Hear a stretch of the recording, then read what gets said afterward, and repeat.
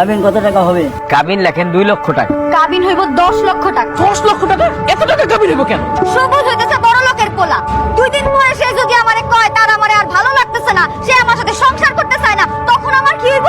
এদিকে সবুজের বাপ মাও তো এই বিয়াতে রাজি না, তারা তো বিয়াতে আসেও নাই। 2 দিন পরে যদি তারা সবুজে কয় আমারে ডিভোর্স দিয়ে দিতে, তখন আমার কি হইব?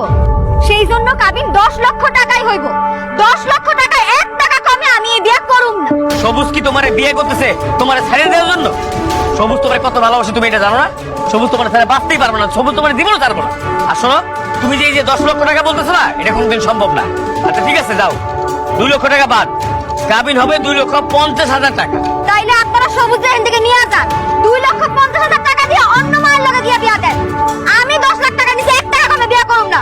আম্মা চলো তো, চলো ভিতরে। দাঁড়াও ফারজান, তুমি যা চাও তাই হইব।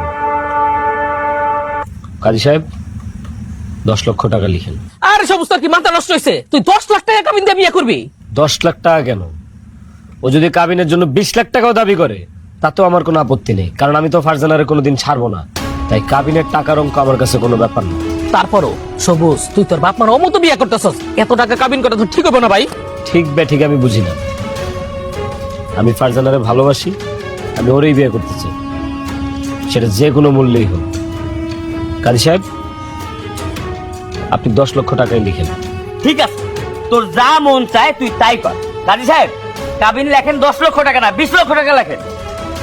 ঠিক আছে, কাবিন লিখলাম 10 লক্ষ টাকা। কাবিন যেহেতু 10 লাখ টাকাই হবে, আমার আর আমার মায়ের কোনো আপত্তি নাই। আপনি বিয়েটা করান। আউযুবিল্লাহি মিনাশ শাইতানির রাজিম, বিসমিল্লাহির রহমানির রহিম। উত্তরা নিবাসী সিদ্দিক মাস্টার। বলো মা, বিসমিল্লাহ কবুল। বিসমিল্লাহ কবুল। আলহামদুলিল্লাহ। বলো বাবা কবুল।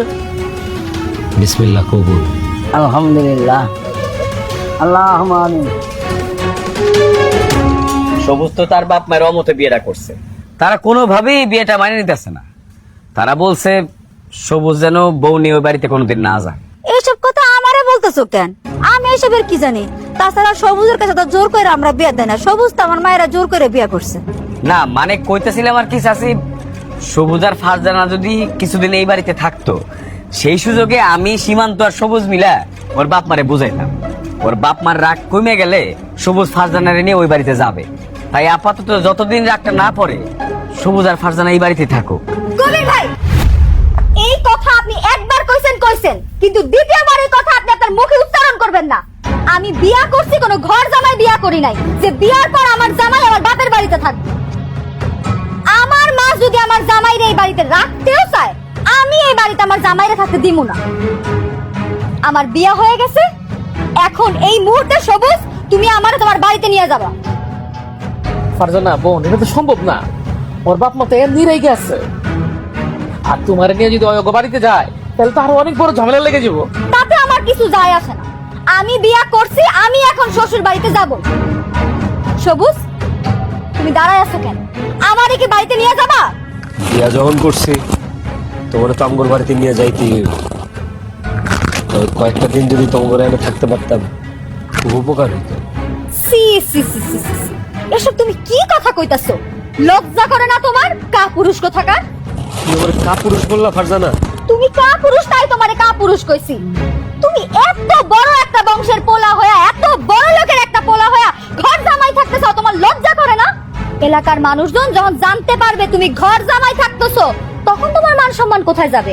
তোমার বাপের মান সম্মান কোথায় যাবে? একবার চিন্তা করে দেখছো? আমি তো ঘর জামাই থাকার কথা কইতেছি, মাত্র কয়েকটা দিন তোমার বাড়িতে থাকবো সেই কথা কইতেছি।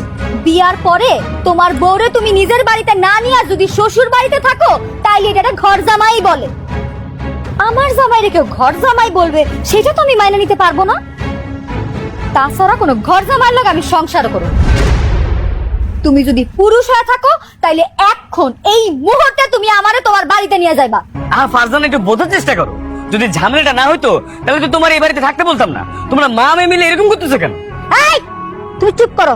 তুমি আর একটা কথা বলবো না, তুমি অনেক বেশি কথা বলছো। আমার মায়ের তো ঠিকই বলছে, আমার মায়ের এখন বিয়ে হয়ে গেছে, সে কেন এখন এই বাড়িতে থাকবে? হ্যাঁ, আমি আমার মায়ের এতদিন যত্ন আত্তি করে বড় করছি, লেখাপড়া শিখেছি, শেষ পেশ বিয়েটা দিছি। এখন আমার শ্বশুর বাড়িতে যাবো, আমার দায়িত্ব শেষ। এই যে জামাই শোনো, তোমার লগে আমার মায়ের আমি বিয়ে দিছি, তুমি আমার কই রাখবা কই খাইবা তোমার ব্যক্তিগত ব্যাপার। আমার মায়ের বিয়ে হয়ে গেছে, এই বাড়িতে থাকবে না, তুমিও কোথাও থাকবে না, এইটা আমার ফাইনাল কথা। এসব